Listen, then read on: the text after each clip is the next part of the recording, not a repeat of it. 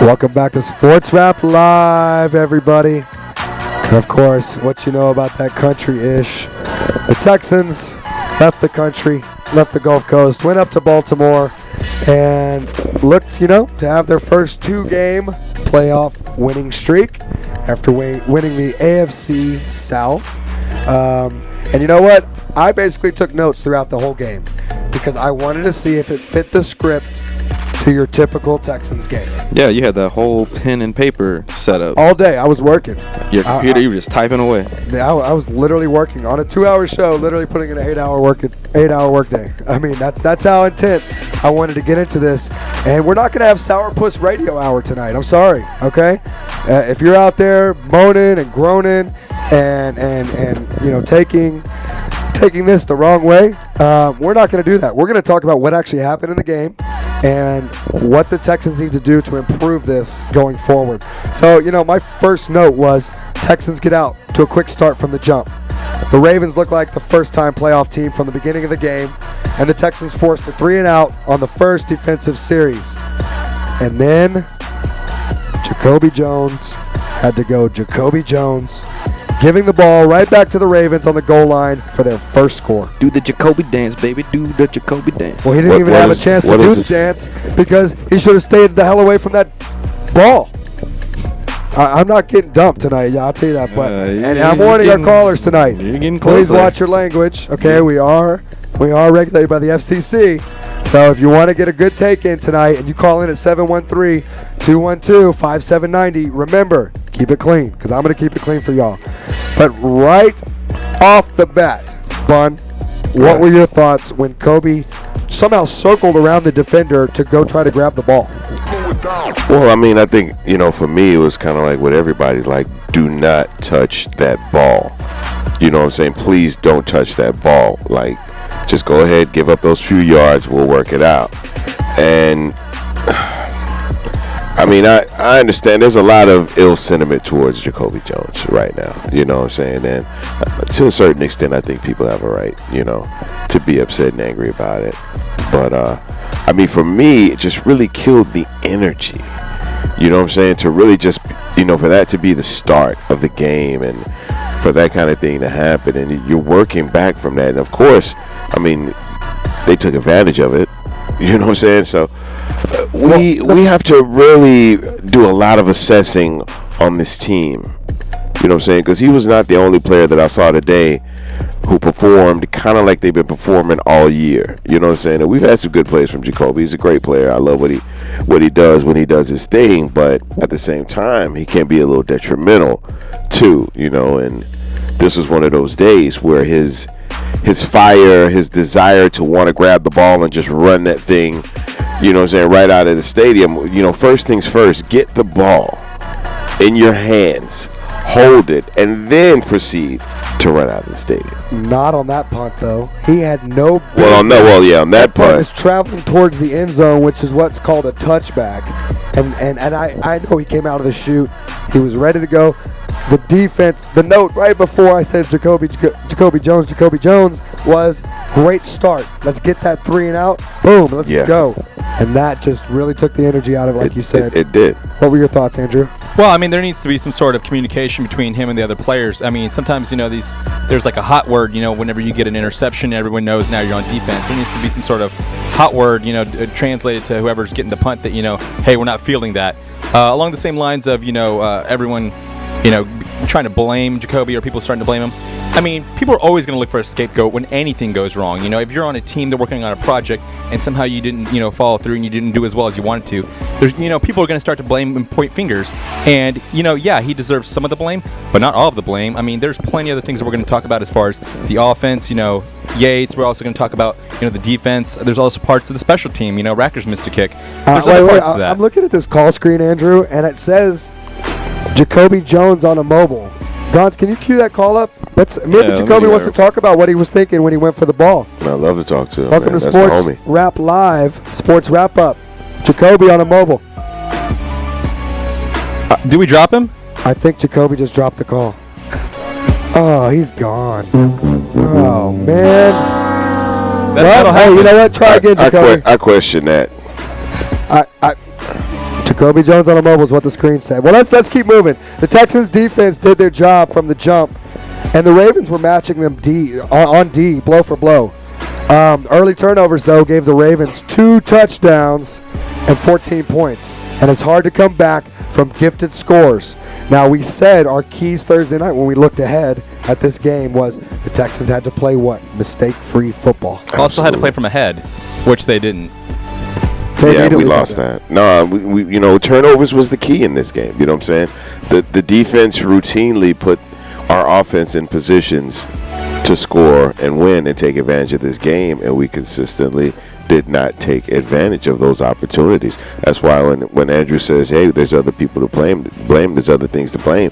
Yeah, we had a lot of opportunity. We had balls handed to us, and we just did not convert in this game. We did not convert third downs like we should have. I think we should have taken some fourth down chances, personally. That's just me.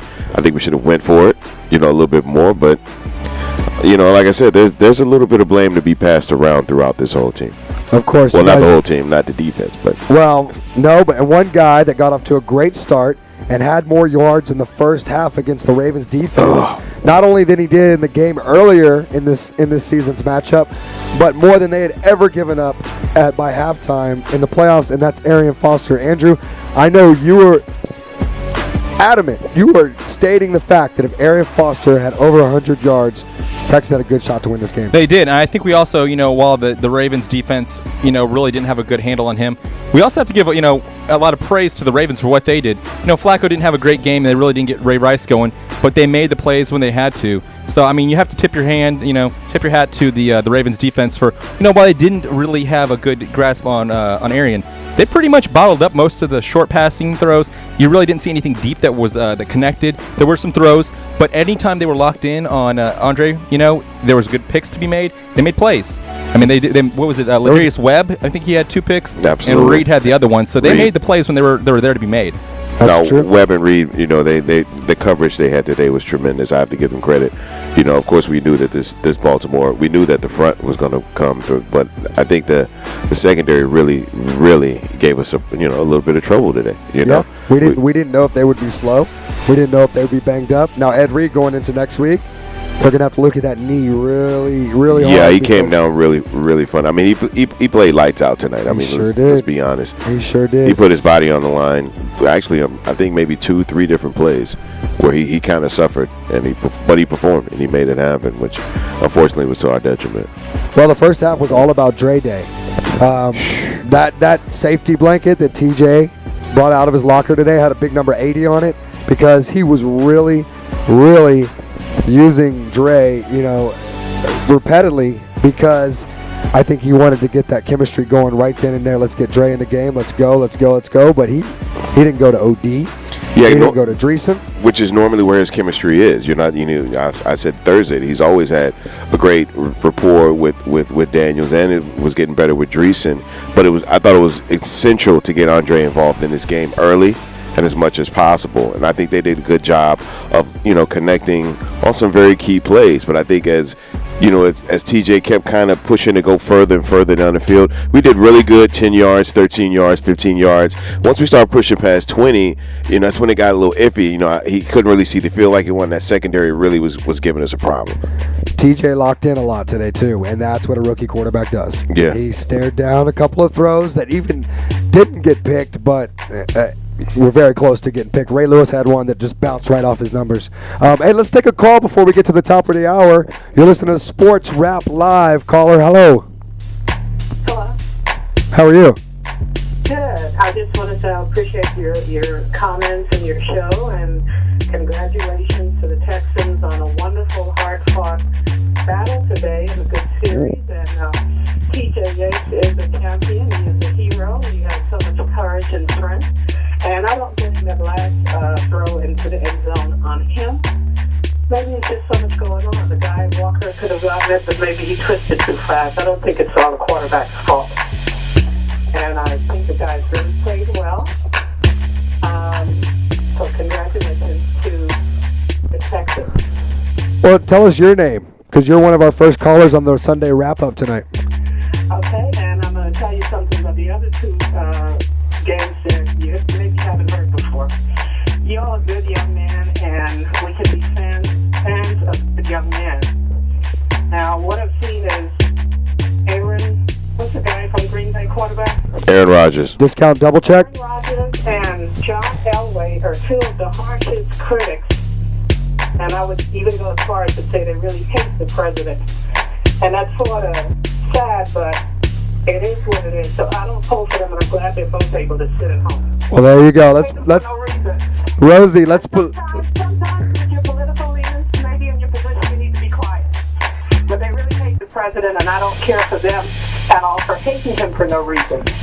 Okay. Well, we appreciate your call and your opinion. And thank you for tuning in. I hope you continue to tune in, and feel free to call back and talk about sports as much as possible. And we're going to talk about the second half of this actual Texans game. Going into halftime, the score was 17-13. I think we all had a premonition that if they played a good second half, not a decent to good second half, they still had a shot to win this game. You had to erase the mistakes, think about coming out in the second half, And not hate the president. and not hate the president. Please. I don't think TJ Yates, I don't think the Bulls on the parade, I don't think anybody on the Texans hates the president. So we sure don't hate the president. We love you. Please don't call in with any more politics. While we love That's to have down the your hall, opinion, we do want to, I think you can do that tomorrow. You can call it tomorrow morning and talk politics all you want. Or you should have probably called in earlier this morning. But, we do want to thank you, people for calling in. But we want to, it is Sports Rap Live. And That's right. And we have to go to the top of the hour. So let's keep it riding, Let's Rob. remind Why don't you them. take us out with some music for Miss Rosie so she has a good night the rest Thank of her you, night. Rosie. Thank you for calling in. And if you want to get on the action, 713-212-5790. We'll see you guys on the other side of the break. The moon and the